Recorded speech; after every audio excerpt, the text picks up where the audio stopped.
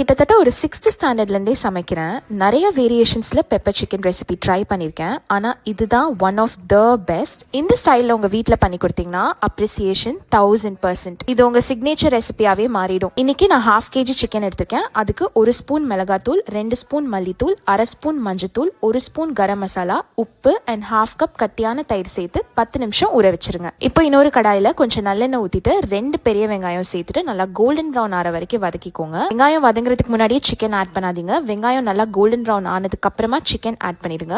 And close பண்ணி கிண்டவே வேண்டாம். ஒரு 15 மினிட்ஸ் அப்படியே விட்டுருங்க. இப்போதான் நம்ம star of the show secret ingredient pepper and சோம்பு ஈக்குவல் குவான்டிட்டிஸில் எடுத்து ட்ரை ரோஸ்ட் பண்ணிட்டு அந்த பவுடரை சிக்கன் மேலே போட்டுட்டு லாஸ்ட்டாக பச்சை கருவேப்பிலை நிறைய சேர்த்துட்டு மூடி போடாம ஓப்பனா விட்டு ஒரு 10 to 15 மினிட்ஸ் ரோஸ்ட் பண்ணீங்கன்னா நல்லா எண்ணெய் பிரிஞ்சு சூப்பரான pepper chicken ready. Download ShareChat.